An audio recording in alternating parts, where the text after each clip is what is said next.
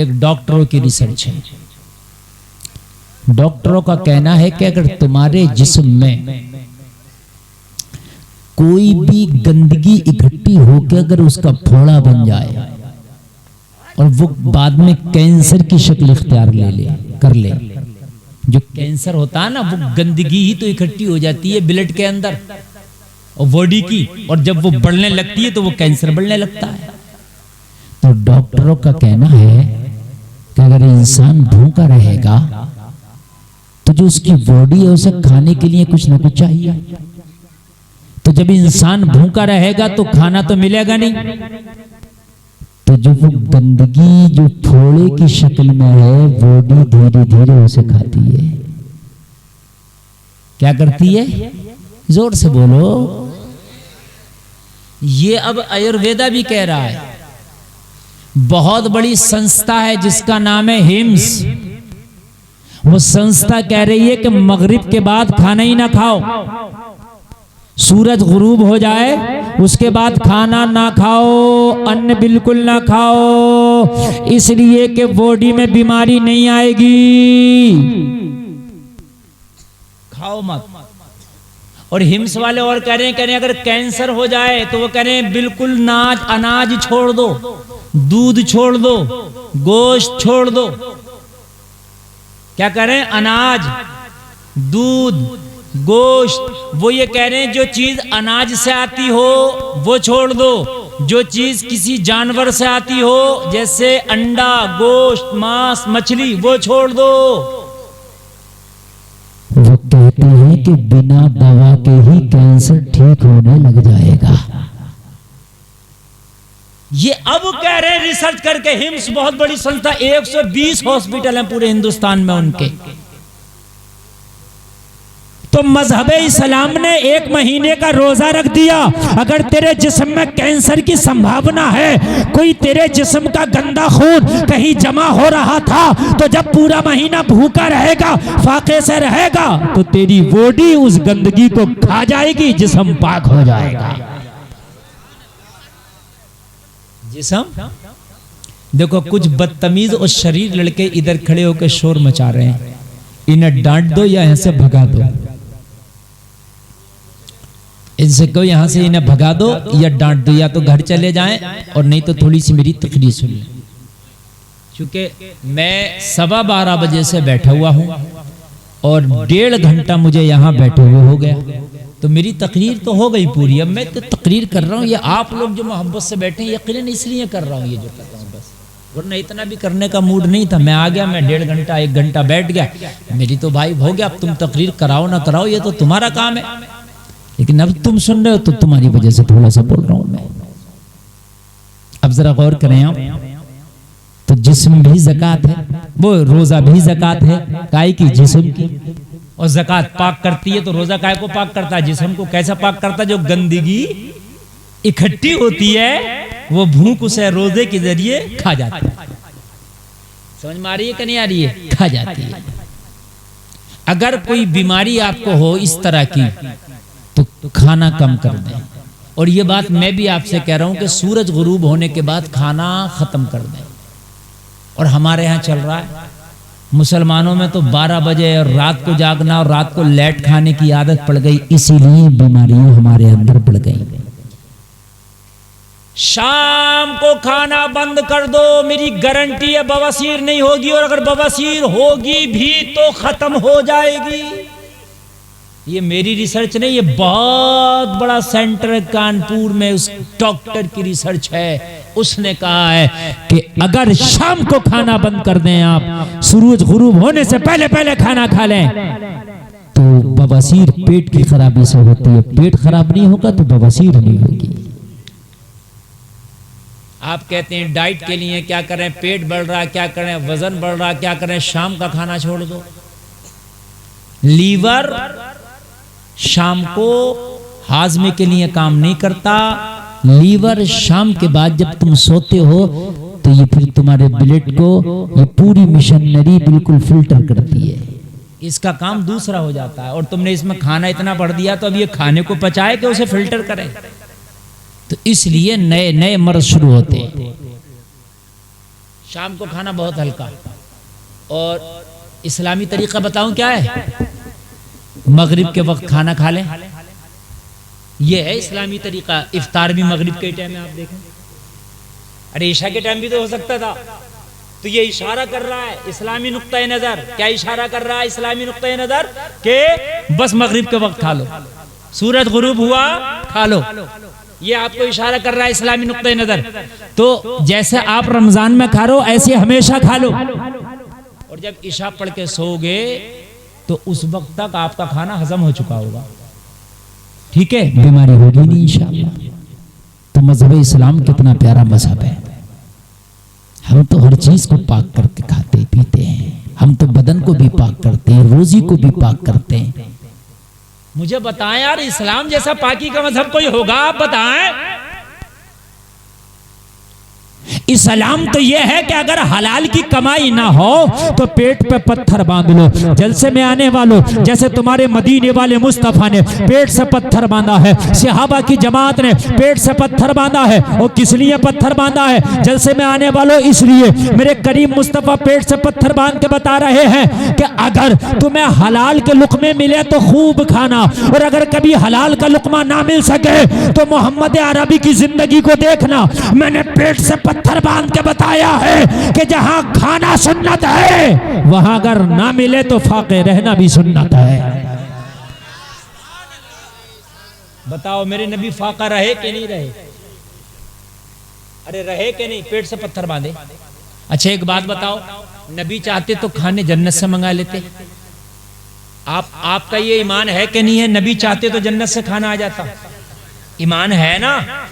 मेरा तो ईमान है खुदा की कसम। अगर नबी इशारा करते जन्नत से तो खाना छोड़ दे, जन्नत ही आ जाती नबी के घर में।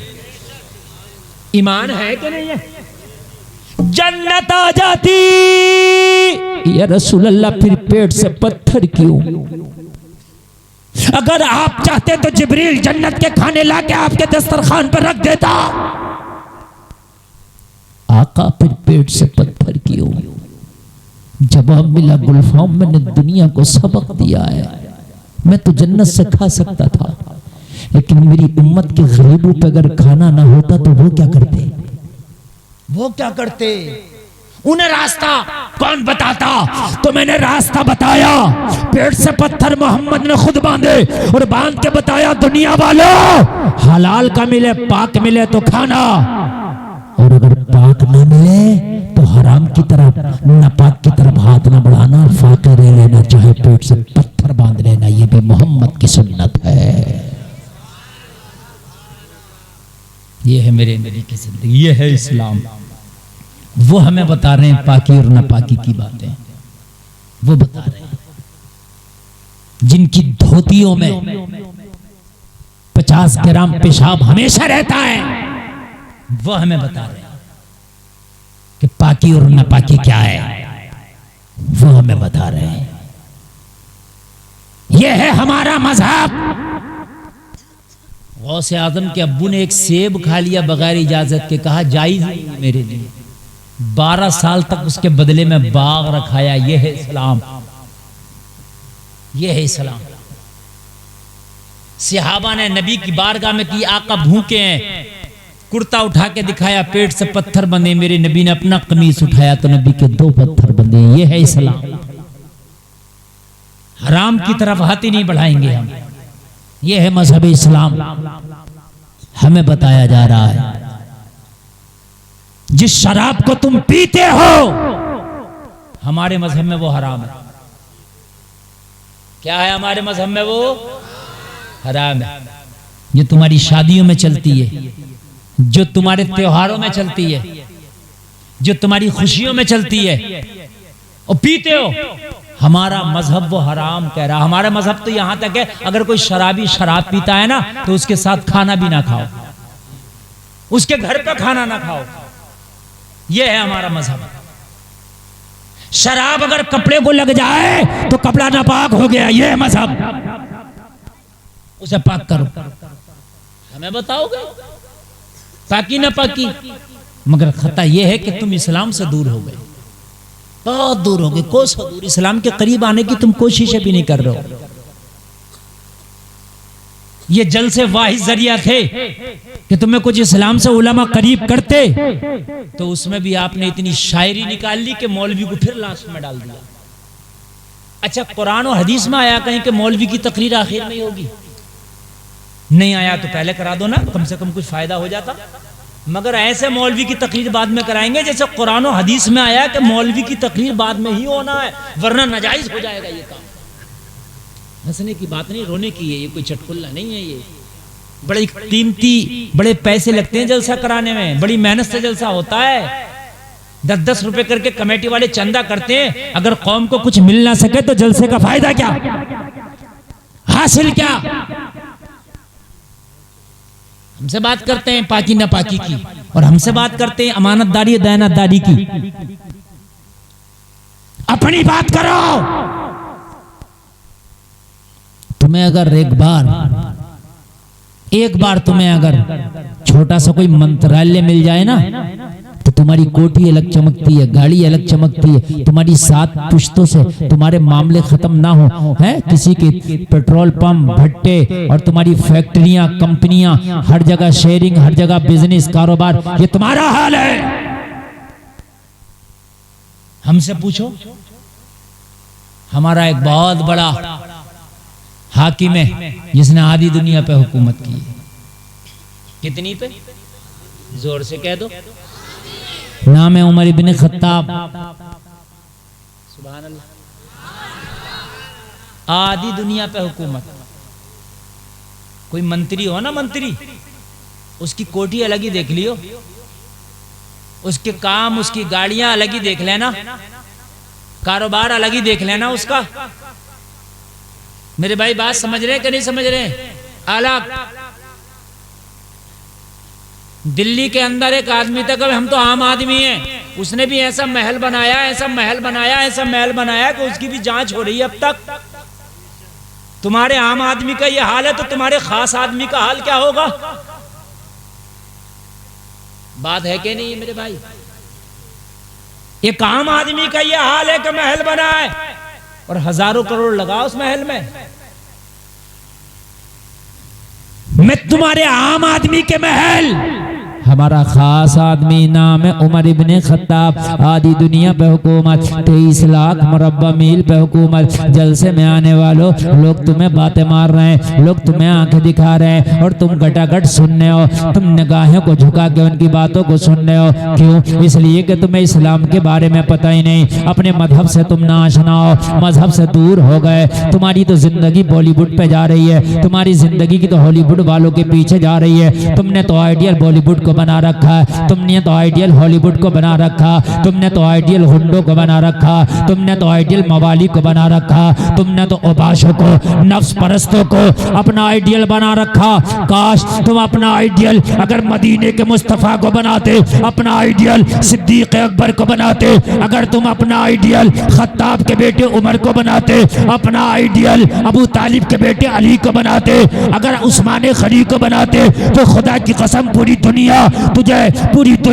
तुझे गद्दार ना कहती, पूरी दुनिया तेरे ऊपर जबान ना निकालती, पूरी दुनिया तेरे ऊपर जबान दराजी ना करती, अगर तेरे मजहब को दुनिया एक्सेप्ट ना भी करती, मगर ये जरूर कहती पूरी दुनिया का अगर सबसे पाक कोई मजहब है तो वो मजहब इस्लाम है। नारे तकबीर, नारे रिसालत, मसलके आला हजरत, मसलके आला हजरत, बस्ती बस्ती करिया करिया, बस्ती बस्ती करिया करिया। नारे तकबीर, नारे रिसालत। देखो आधे लोग भी नहीं बचे, धीरे धीरे सब जा रहे हैं और हमारा कोई नुकसान नहीं है। आप जाते रहो, थोड़ी देर और हमें सुनाना, हम सुनाई देंगे। वरना रास्ता तक भरा हुआ था। कमेटी वाले बोले जल्दी चलो जल्दी, लोग सोच रहे हैं आप आए नहीं है। मैंने कहा मेरी गाड़ी निकल के आई है, इसमें से सबको पता। बोले नहीं, सबने नहीं देखा है, जल्दी चलो, सबने नहीं देखा। स्टेज पे ऐसे लेकर आ रहे हैं हम जैसे कि हम आते ही जो है हमें बिल्कुल बोलना शुरू करा देंगे। कभी कभी बड़ी गुस्सा लगती है। जरा गौर करें आप, मैं आम की नहीं, आम आदमी की बात नहीं बता रहा हूं, अपने खास आदमी की, और इतने खास की कि जिसकी हुकूमत आधी दुनिया पे है, दिल्ली पे नहीं, उसकी खाली दिल्ली में थी है? और दिल्ली में भी पूर्ण राज्य नहीं है, वो केंद्र सरकार के अधीन आता है। मैं उसकी बात बता रहा हूं जो 23 लाख मुरब्बा मील पे पूर्ण हुकूमत करके आ रहा है। नाम है उमर इब्ने खत्ताब। सुभान अल्लाह। नमाज पढ़ने गए मस्जिद में, दुश्मन छिपा हुआ था सफ में। आपने जब अल्लाहु अकबर कह के नमाज पढ़ना शुरू की, जालिम ने आपको खंजर मार दिया। किसी की ताकत ना थी कि उमर पे सामने से वार करता, किसी की ताकत न थी कि उमर पे सामने से हमला कर देता। छिप के हमला किया, वार किया। हजरत उमर के खंजर लगा, और इतना गहरा खंजर लगा, हजरत उमर की खंजर अंदर मेदे तक में घुसकर जख्म कर दिया। मेदा जो होता स्टोमक, खून बहने लगा। उमर को खंजर लगाया, कोहराम मच गया पूरे मदीने में। हजरत उमर को लिटाया गया, हकीम को बुलाया। हकीम ने जख्म का जायजा लिया, बहुत गहरा जख्म था, हाथ की उंगलियां उसके अंदर चली जाती, खून बहुत तेजी से बह रहा था। हकीम ने हजरत उमर को दवा पिलाई, जख्म के रास्ते से दवा बाहर निकल गई। मुंह से पिया लेकिन जख्म से बाहर निकल गया, मैदा भी जख्मी हो गया था। हकीम ने जब ये हालात देखे, भांप लिया कि मामला बहुत नाजुक है, कंडीशन बहुत सीरियस है। निगाहें झुका के, हाथ बांध के हजरत उमर की बारगाह में कहने लगा, हुजूर मैं शर्मिंदा हूं, कुछ नहीं कर सकता, आपके पास वक्त ज्यादा नहीं है। हजरत उमर इब्ने खत्ताब से कह दिया, हुजूर आपके पास वक्त ज्यादा नहीं है, आखिरी सांस है, अगर कुछ कहना है तो कह दे। जलसे में आने वालों जरा गौर करो, आधी दुनिया का हाकिम। हकीम ने जवाब दे दिया, सांसें बहुत कम है, हुजूर मैं कुछ नहीं कर सकता, दवा जो पिलाया था वो जख्म के रास्ते से बाहर निकल चुकी है। हजरत उमर इब्ने खत्ताब फौरन बोले, मेरे बेटे को बुलाओ। हजरत उमर के बेटे को बुलाया गया। हजरत उमर ने अपने बेटे से फरमाया, बेटा अब्दुल्ला।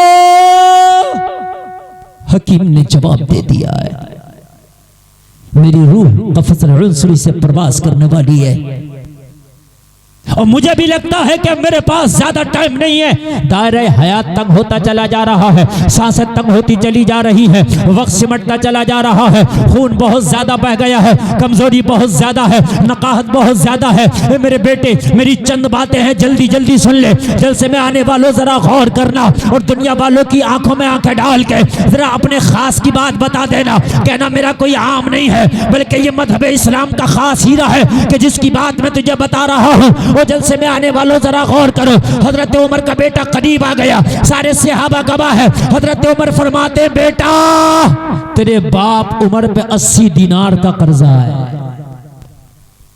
क्या है? हाय हाय, आधी दुनिया का हाकिम जा रहा हमारा, और कितना कर्जा लेके जा रहा है? जरा जोर से कह दो, 80 दिनार। और जोर से कह दो जरा यार, हाय हाय हाय, 80 दिनार का कर्जा। कौन? जो 23 लाख मुरब्बा मील पे हुकूमत करके जा रहा है। यहां बड़े बड़े वालों वाला जो बेटा कहां गया? चला गया। 80 दिनार का कर्जा, जरा गौर करें आप, 80 दिनार का है कोई? पूरी दुनिया में इसकी मिसाल तो लाए हमारे सामने। आधी दुनिया पे हुकूमत और 80 दिनार का कर्जा है कोई? पूरी दुनिया में अगर हो तो लाओ मिसाल मेरे सामने। किसी राजा महाराजा, किसी बादशाह, किसी मंत्री, किसी एमएलए, किसी एमपी की अगर हो मिसाल तो लाओ लाओ लाओ। हो ही नहीं सकती, खुदा की कसम। 80 दिनार का। और वो कर्जा भी था, तो ये नहीं कहा कि मैं इस कर्जे को ऐसे ही छोड़ के जा रहा हूँ। कहा बेटे इस कर्जे को छोड़ना मत, इस कर्जे को उतारना। कहा बाबा कहाँ से उतारूं, आप छोड़ के तो कुछ जा नहीं रहे। बेटे ने कहा कुछ है तो है नहीं, आपकी प्रॉपर्टी में तो कुछ है नहीं, कुछ मिल्कियत तो है नहीं, कहां से उतारूंगा ये कर्जा।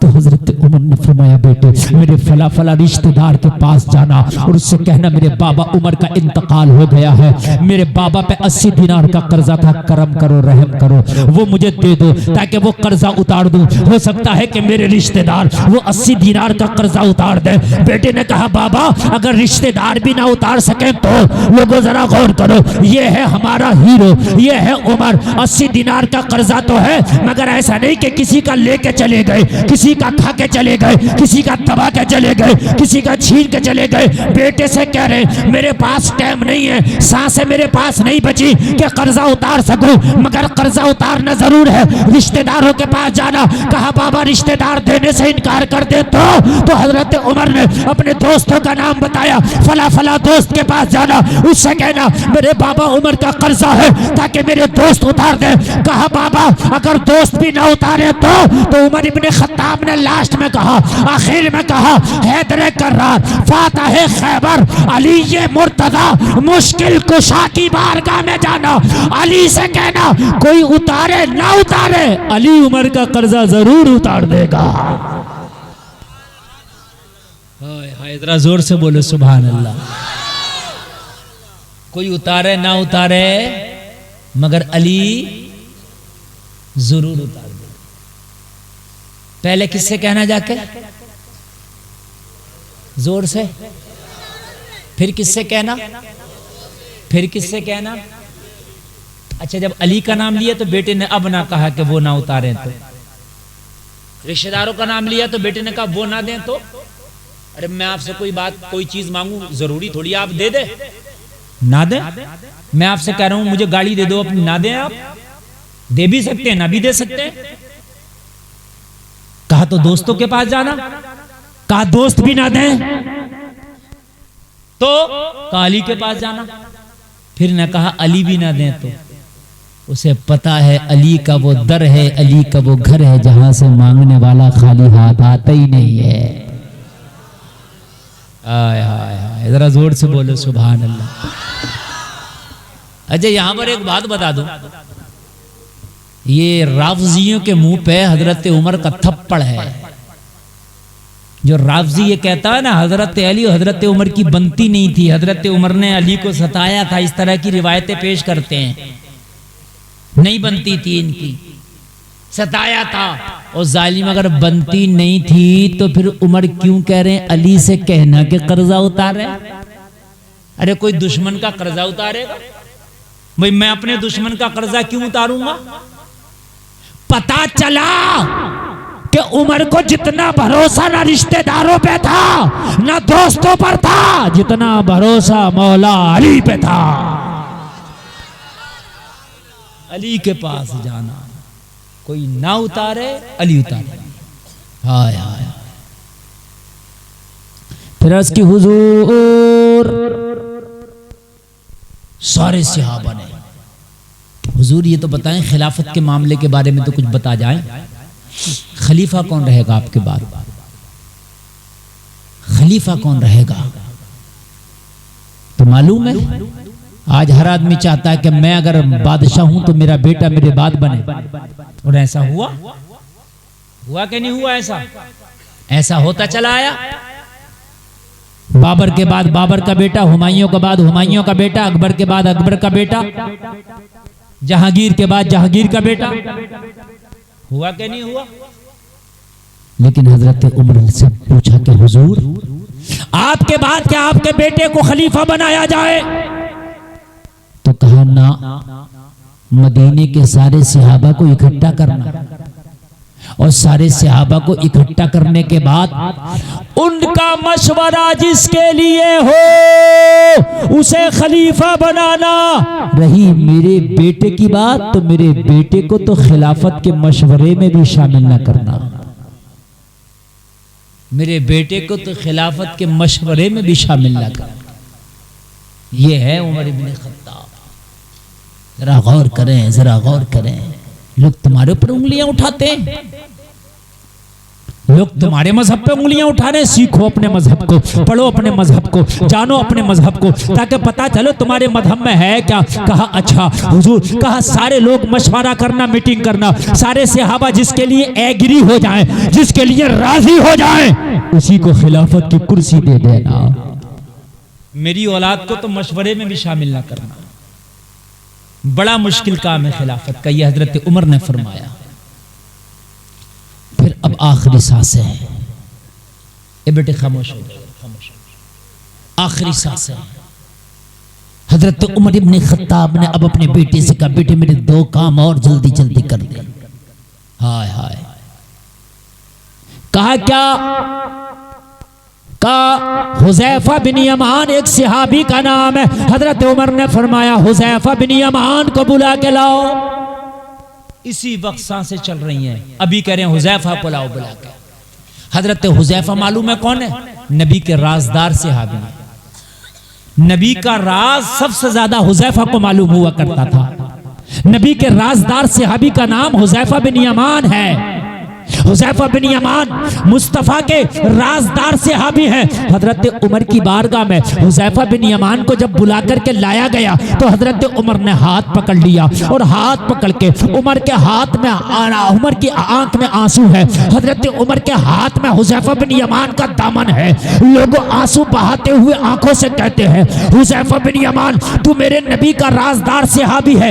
एक रोज मदीने वाले मुस्तफ़ा ने तेरे हाथ में मदीने के मुनाफिकों की लिस्ट थमाई थी, तुझे बताया था कि मदीने में कौन कौन मुनाफिक है। कहा हाँ उमर, मेरे हाथ में एक रोज मदीने के मुस्तफ़ा ने मदीने के मुनाफिकों की लिस्ट दी थी। तो कहा तुझे तेरे रब की कसम है, बता उस लिस्ट में उमर का नाम तो नहीं है। जरा गौर करो, जरा गौर करो, उसमें उमर का नाम तो नहीं है। हुज़ैफा बिन यमान खामोश है। लेकिन उमर ये तो राज की बात है, ये तो मैं नबी का राजदार सहाबी हूं। नबी ने बताने के लिए नहीं कहा था, बल्कि मुझे लिस्ट दी थी और वो लिस्ट मेरी हद तक थी। उसमें तमाम मुनाफिकीन के नाम थे। तो कहा मैं किसी से नहीं कहता, बस इतना बता दे कि मेरा नाम तो नहीं था। हाय हाय, उमर जैसा सहाबी।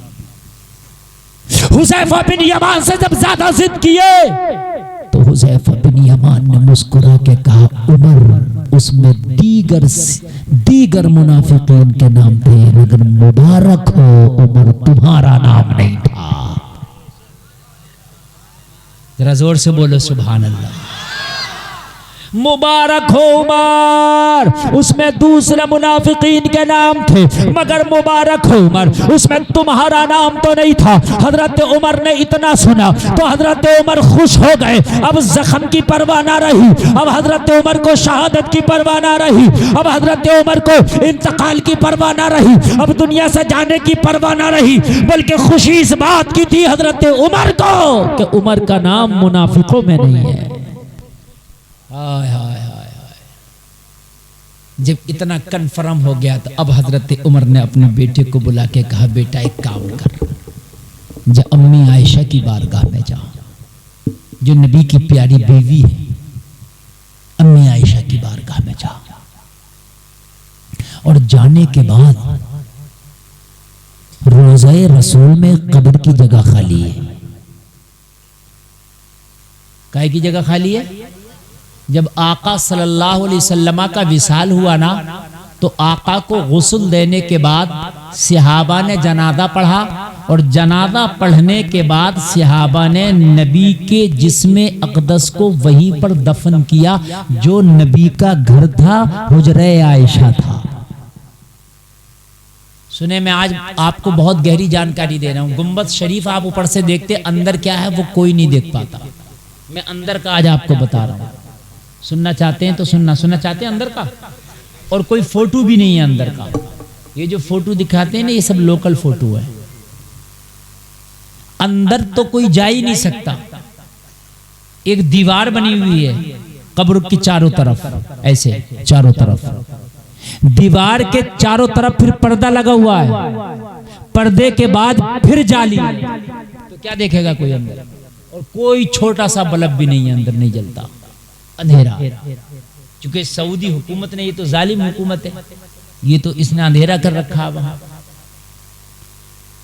तो क्या था हुजरा आयशा, जो हुजरा आयशा था, अम्मी आयशा का घर था, वही नबी का घर था।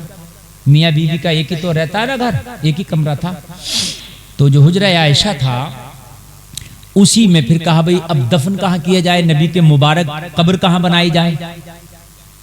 तो फिर सहाबा में मशवरा हुआ कि जहां नबी रहता है वो जगह सबसे ज्यादा पाक वही जगह है, जहां नबी रहते हैं वही जगह सबसे ज्यादा आला है, तो लिहाजा उसी जगह पर कब्र बनाई जाए। तो वही नबी की कब्र बनाई गई।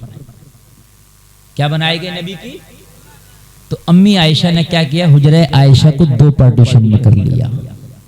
जो कमरा था, जो हुजरा था, उसके दो पार्टीशन कर लिए। बीच में अम्मी आयशा ने एक चटाई टाइप ऐसे लगा दी, पर्दा टाइप, इधर कब्र रसूल और इधर अम्मी आयशा का बेड। इधर अम्मी आयशा अपनी चटाई बिछाकर या अपना बेड जो भी उस जमाने में रहा हो उस पर बिस्तर बिछा के आराम फरमाती। समझ में आ गई बात? फिर हजरत अबू बकर का विसाल हुआ, तो हजरत अबू बकर को नबी के पहलू में कब्र बनाई गई, जैसे मेरी दो उंगलियां हैं, ये मुस्तफ़ा की कब्र ये है, तो हजरत अबू बकर को पहलू में डाल दिया गया। ठीक, समझ में आ रही है बात? आ रही है? हाँ, तवज्जो करना। और हजरत अबू बकर की कब्र मुस्तफ़ा की कब्र से थोड़ी नीचे है, जैसे मेरी ये उंगली है ना, ये बड़ी है थोड़ी उंगली, तो ऐसे नीचे की तरफ है, ताकि नबी के सर तक नहीं हो, बल्कि नबी से थोड़ा नीचे, नबी से थोड़ा नीचे। अब एक कब्र की जगह खाली थी, अम्मी आयशा का इधर पार्टीशन लगी, इधर अम्मी आयशा रह रही हैं और इधर हजरत अबू बकर है, और कौन है? मुस्तफ़ा है। इजाजत मांगी, एक कब्र की जगह खाली है, बेटा अम्मी आयशा से इजाजत लेके आना। अगर वो इजाजत दे दे तो उमर वहां दफन होना चाहता है। हाय उमर वहां दफन होना चाहता है। ऐसे नहीं जबरदस्ती हो जाऊं मैं, खलीफा है, कलम में ताकत थी, हुक्म में ताकत थी, कहते भाई मेरी कब्र वहां बनाओ रोज़े रसूल में, कौन मना करता? अरे भाई पावर में है, हुकूमत इनकी थी, लेकिन नहीं का इजाजत लेना। अगर अम्मी आयशा इजाजत दे दें तो रोज़े रसूल में दफन करना, और माँ आयशा इजाजत ना दें तो जन्नतुल बकी में आम मुसलमानों के कब्रिस्तान में दफन करना। आय हाय, ये है मेरा।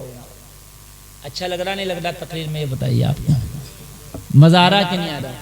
अच्छा, कुछ मालूमात हासिल हो रही है कि नहीं हो रही? हो रही है कि नहीं हो रही? हाँ, बहुत से लोग सोचते हैं कि मौलाना गुलफाम तो हंसाने की बात करते हैं। कसम खा के बताओ कोई हंसाने की बात मैंने की है जब से तकरीर शुरू हुई है? ये एक करामत इन चैनल वालों की। ये छोटा सा काटते हैं और उस पर खी लगाते हैं, इन्हें शर्म नहीं आती। समझ रहे हैं आप? इन्हें शर्म नहीं आती बिल्कुल, और उस पर खी लगा के मेरी ठीक बात को भी उस तरफ ले जाते हैं। अब मैं कुछ दिन ही ना और देख रहा हूं, बर्दाश्त कर रहा हूं कुछ दिन और उसके बाद मेरा तरीका ये रहेगा, तकरीर शुरू होने से पहले सब चैनल हटवाऊंगा, बिल्कुल हटा। थोड़े मैं कब से बर्दाश्त कर रहा हूं, 2-3 साल हो गए मुझे ये बात कहते हुए कि अगर किसी ने अपने चैनल पे ये लगा भी, देखो एक बात बताओ, एक आलिम बात कर रहा हूं मैं आपको कोई इस्लाह की, उसमें आप खी लगा दो तो बात का वजन ही खत्म हो जाता है।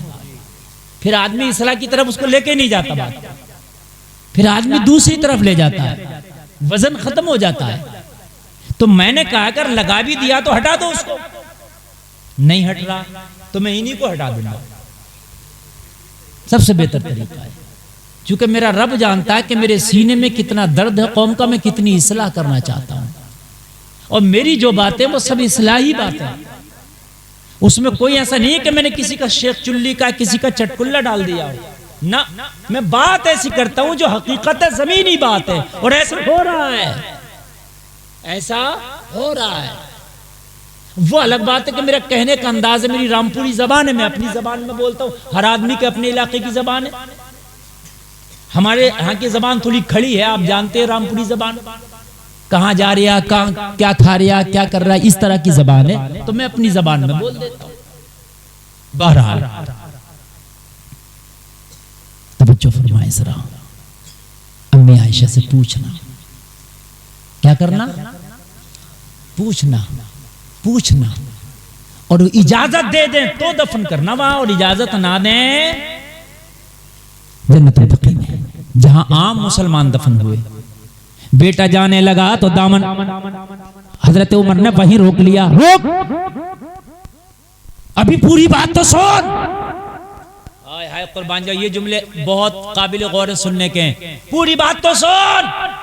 कहा अब क्या रह गया, इजाजत लेने जाने दे, वक्त कम है। कहने लगा सुन, वहां जाके ये ना कहने लगना, वहां जाकर के ये ना बताने लगना अमीरुल मोमिनीन खलीफा उमर का बेटा आया, ये ना कहना। अरे वो बड़ा दरबार है, वहां अपने ओहदे और पद नहीं बताए जाते, सीधे सीधे कहना उमर का बेटा अब्दुल्ला आया है। वहां पद ना बताने लगना, वहां मेरा ओहदा ना बताना, वो बड़ी बारगाह है। हाय हाय हाय, वो बड़ी बारगाह है। वहां पर सीधे सीधे जाके कहना उमर का बेटा अब्दुल्ला आया है। बस सुने आप थोड़ी सी, देखिए बड़ी हिम्मत का काम है। मैं अकेला तकरीर कर रहा हूं, बाकी तो सभी ही लगभग विदा हो गए हैं, तो ये बड़ी हिम्मत का काम है, समझ रहे हैं आप? हाँ, ये बहुत हिम्मत का काम होता है ऐसे वक्त में तकरीर कर लेना। एक तो आखिरी वक्त दिया, फिर वो सब लोगों माशाल्लाह चले गए कि जिन लोगों ने मलाई खाई। हाँ, बस रामपुर वाले बैठे हैं माशाल्लाह। अब ये बेचारे यूं बैठ रहे हैं कि रामपुर वाले का होने का हक अदा कर रहे हैं माशाल्लाह, ये भी रामपुर के हैं। तो तकरीर बात पूरी कर लूं, अगर आप कहें तो खत्म कर लूं, है? तकरीबन 2 घंटा हो गई मेरी तकरीर। 1 घंटा बैठे बैठे और 1 घंटा बोलते बोलते। बात है कि नहीं भाई? हाँ, तो इसलिए 2 घंटे हो गए। तो थोड़ी सी बात पूरी कर ले और उसके बाद इंशाअल्लाह सलातो सलाम। तवज्जो फरमाए। कहा जा करके वहां ओहदे और पद ना बताने लगना, सीधे सीधे कहना उमर का बेटा अब्दुल्ला आया। और लहजे में नरमी हो, क्योंकि बाप के जख्म लगा है। हकीम ने जवाब दे दिया, कहीं ऐसा ना हो कि इस गम में उस बारगाह का अदब भूल जाए, क्योंकि आदमी ज्यादा गम में ज्यादा खुशी में कुछ भूल जाता है।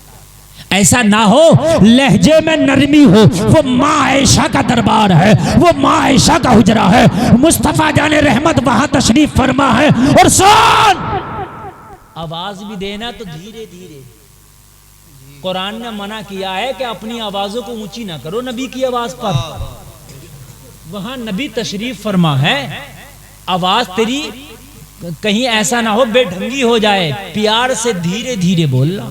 हाय हाय, क्या अदब सिखा रहा मेरा उमर। और किस वक्त? जब जख्म लगा हुआ। कुर्बान जाए यार, क्या अदब सिखाया जा रहा है कि जब जख्म लगा है, लोगों को अपनों की जो है खबर नहीं रहती है, अपने आप की खबर नहीं रहती है, मगर मेरे उमर पर कुर्बान जाओ। और जलसे में आने वालों, कैसा पाक मजहब है, कैसी पाक सोच है, कैसी पाकीज़गी है इस्लाम के अंदर। जलसे में आने वालों, उमर का बेटा दौड़ा दौड़ा गया और जाने के बाद अम्मी आयशा के हुजरे के दरवाजे पे खड़ा हुआ। और खड़ा होने के बाद बड़े प्यार से अदब वाली आवाज में पुकारता है, ओ माँ आयशा, मैं कुछ पूछने के लिए आया था, अगर आपकी इजाजत हो तो सवाल किया जाए। माँ आयशा की तरफ से जवाब मिला, पूछ उमर के बेटे क्या पूछना चाहता है। कहा बाप को खंजर लगा है, बाप की आखिरी सांसें हैं। हकीम ने जवाब दे दिया है, दायरे हयात उमर का तंग से तंग होता चला जा रहा है, टाइम बहुत कम है। उमर चाहता है अगर आपकी इजाजत हो तो जो रोज़े रसूल में एक कब्र की जगह है, वहां बाबा उमर दफन होना चाहते हैं। आप आपका क्या मशवरा है, आपका क्या हुक्म है। जलसे में आने वालों, अम्मी आयशा फरमाती है, ओ उमर के बेटे अब्दुल्ला, ये जगह तो आयशा ने अपने लिए रखी थी, ये जगह तो आयशा ने अपनी कब्र के लिए रखी थी, मगर मांगने वाला उमर है। अगर कोई और होता तो मना भी कर दिया जाता, मगर उमर ऐसा जलीलुल कद्र सहाबी है, अगर उमर ने कहा है तो आयशा ये जगह उमर के लिए अलाट करती है। वाह वाह, नारे तकबीर, नारे रिसालत, हजरत अल्लामा मुफ्ती गुलफाम रामपुरी, नारे तकबीर, नारे रिसालत। अगर उमर है मांगने वाला, कोई और होता तो मैं मना कर देती, कोई और होता तो मैं हरगिज ये जगह ना देती। मैंने अपने लिए इस जगह को मुंतखब किया था, ये जगह मैंने अपने लिए रखी थी, मगर मांगने वाला उमर है, मांगने वाला जलीलुल कद्र सहाबी है, मांगने वाला वो है कि जिसका कलमा पढ़ने के बाद इस्लाम में बहारें आ गई, मांगने वाला वो है कि जिसने कलमा पढ़ा तो इस्लाम घाटियों से निकल के मैदानों में आ गया, मांगने वाला वो है कि जिसने कलमा पढ़ा तो मक्का के काफिरों के सीनों पे हैबततारी हो गई थी। इस्लाम को सबसे ज्यादा फरोग जिसने दिया, मांगने वाला वो है। अम्मी आयशा ने कहा अगर उमर मांगता तो जाओ, मैं नहीं जाऊंगा। हाय हाय, बेटे ने ये खुशखबरी आके उमर को सुनाई। वो कहने लगा, बाबा मुबारक हो, माँ आयशा ने वो जगह आपके लिए इजाजत दे दी है। हाय हाय, क्या इस्लाम है। सबक सीखो इस्लाम का, सबक सीखो इस्लाम से। माँ आयशा ने इजाजत दी। हजरत उमर की खुशी का आलम ना रहा, हजरत उमर को अब जख्म की परवाह ना रही। वो जलसे में आने वालों जरा आखिरी जुमले बड़ी मोहब्बत के साथ सुन लेना, कोई जुमला आपसे छूट ना सके, इसलिए कि रात तो बूढ़ी हो गई, मगर जुमले वो है तकरीर में वो बढ़ करके आपके सामने गुजर गया। खुदा की कसम अगर इस पर अमल हो जाए जिंदगी बदल जाएगी। आपको पता चलेगा जो इस्लाम की झलकियां मैंने आपको दिखाई है, आपको पता चलेगा कि वाकई अगर है पूरी दुनिया में कोई मजहब तो वो मजहब इस्लाम ही है। इसलिए तो अल्लाह ने फरमाया सबसे ज्यादा पसंदीदा मजहब अगर कोई है तो वो मजहब इस्लाम है। बेटे ने कहा इजाजत मिल गई। आज हजरत उमर को पूरी दुनिया की जमीन का सबसे कीमती हिस्सा मिल गया। बरेली में जमीन की कीमत अलग अलग है, मेन मार्केट में बहुत महंगी होगी, है मेन रोड पर भी महंगी होगी, है कि नहीं? रोज़े रसूल की जगह कितनी महंगी होगी जरा बताएं आप। उसके बारे में मालूम है उलमा क्या फरमाते हैं? कहते हैं रोज़े रसूल की वो मिट्टी जो नबी के जिस्म से टच है वो जन्नत और अर्श आज़म से ज्यादा आला है। कितनी कीमती है। नबी ने फरमाया कि मेरे हुजरे से और मस्जिद नबवी की मेहराब तक, मिंबर तक जो जगह है ये पूरी जन्नत की क्यारी है। हाय हाय, सुभान अल्लाह बोलो यार। ये जन्नत की क्यारी है। बताओ कितनी कीमती जगह होगी मुसलमानों, ये हैं कितनी कीमती जगह होगी। वो उमर को मिल गई, उमर को मिल गई। इस जगह की कीमत तो मैं समझता हूं पूरी दुनिया मिलके भी अदा नहीं कर सकती जो उमर को मिल गई, जो उमर को मिल गई। हजरत उमर को जब पता चला कि अलाट हो गई, अम्मी आयशा ने इजाजत दी थी। अच्छा अब बेटा एक बात और सुन ले। क्या कहा? जब मेरा जनाजा पढ़ाया जाए तो ये देखना हुज़ैफा जनाजा पढ़ रहा है कि नहीं पढ़ रहा। हुज़ैफा जनाजा पढ़े तो रोज़े रसूल में मुझे दफन करना, और हुज़ैफा अगर जनाजा ना पढ़े तो मुझे रोज़े रसूल में नहीं, फिर मुसलमानों के कब्रिस्तान में दफन करना। कहा ये कौन सी बात है? अब इजाजत मिल गई तो फिर अब हुज़ैफा के ऊपर क्यों छोड़ रहा है? कहा हो सकता है हुज़ैफा के हाथ में मुनाफिकों की लिस्ट है, हो सकता मेरा नाम हो लेकिन मेरे ओहदे की शर्म की वजह से नाम ना बता सका हो। क्या बात है मुफ्ती साहब, बहुत बड़ा जुमला हज़रत। वाह भाई। अरे भाई ओहदा है, अभी तो सांसें चल रही हैं, खलीफा तो मैं हूं ना अभी। और खलीफा कोई छोटा मोटा ओहदा नहीं था। 50 प्रधानमंत्री खलीफा की जूतियों के नीचे रहते हैं। खलीफा का कोई ओहदा छोटा मोटा नहीं था। अभी तो मैं खलीफा हूं, हो सकता है इस ओहदे की रियायत करते हुए, इस ओहदे की शर्म और हया करते हुए हुज़ैफा नाम ना बता सका और नाम हो, लेकिन जब इंतकाल हो जाएगा तो वो हया भी खत्म हो जाएगा। तो फिर अगर मुनाफिकों की लिस्ट में नाम होगा तो हुज़ैफा जनाजा ही नहीं पड़ेगा, और अगर मुनाफिकों की लिस्ट में नाम ना होगा तो हुज़ैफा जनाजा पड़ेगा। अगर हुज़ैफा मेरा जनाजा पढ़ ले तो रोज़े रसूल में दफन करना, हुज़ैफा जनाजा ना पढ़े तो मुसलमानों के कब्रिस्तान में दफन करना। लोगों ये कह करके आपने कलमा शरीफ पढ़ा और विसाल हो गया। इन्ना लिल्लाहि व इन्ना इलैहि राजिऊन। आज इस्लाम का, मुसलमानों का सबसे बड़ा सितारा गुरूब हो गया। चीखें निकल गई लोगों की, मदीने में सन्नाटा पसर गया। ऐसा लगता था हजरत उमर का विसाल हुआ, ऐसा लगता था कि पूरे मदीना के लोगों को मौत आ गई हो, क्योंकि इस्लाम का वो मर्द मुजाहिद आज आखिरी सांस लिया था कि जिसके नाम से मुखालिफीन और काफिरों के रोंगटे कांपते थे, जिनको रातों को नींद नहीं आती थी उमर का नाम सुन के। हजरत उमर का जनाजा तैयार किया गया, नमाज़े जनाजा पढ़ाई गई। जब नमाज़े जनाजा का वक्त आया, उमर के बेटे ने जनाजा पढ़ने वालों को देखा। क्या देखा? हुज़ैफा पहली सफ में खड़े होकर उमर का जनाजा पढ़ रहे हैं। हाय हाय हाय, सुभान अल्लाह, सुभान अल्लाह, मुबारक हो। बस पूरा सिग्नल मिल गया। हजरत उमर के जनाजे को उठाया, रोज़े रसूल पे जाके फिर रख दिया। अदब देख, फिर रख दिया और रख के फिर इजाजत ली। उमर आ गया, अम्मी आयशा उमर आ गया, अब बताएं दफन कर दें।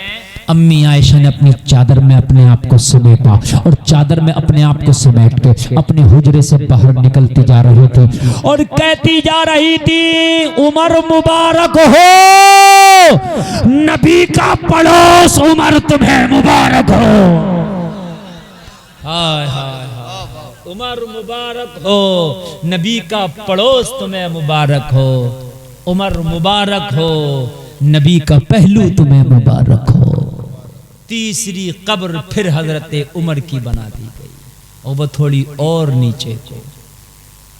समझ में बात आ रही है? इस तरीके से 3 कब्रें हैं। पहले मेरे आका की है, फिर हजरत अबू बकर की है, फिर हजरत उमर की। ये 3 कब्रें कच्ची हैं। तीनों क्या हैं? कच्ची हैं। पीली पीली सी मिट्टी है उन कब्रों की, पीली पीली सी पिलोए पिलोए रंग की मिट्टी है और तीनों की तीनों कब्रें कच्ची हैं। लोगों, ईमान वाले अल्लाह ने फरमाया कामयाब हुए। तहकीक ईमान वाले ही कामयाब हुए। अगर चाहते हो कि कामयाबी मिले दुनिया में और मरने के बाद तो ईमान पक्का कर लो, वरना दुनिया आंखें निकालेगी। और खुदा की कसम, अगर तेरा ईमान पक्का हो गया तो दुनिया की ताकत ने तेरे सामने आंख निकाले। इस्लाम को पढ़ने की कोशिश करो, उलमा से करीब होकर इस्लाम सीखने की कोशिश करो। कहने में खता हुई हो तौबा करता हूं, मौला माफ फरमाए। कलमा शरीफ पढ़े, ला इलाहा इल्लल्लाह मुहम्मद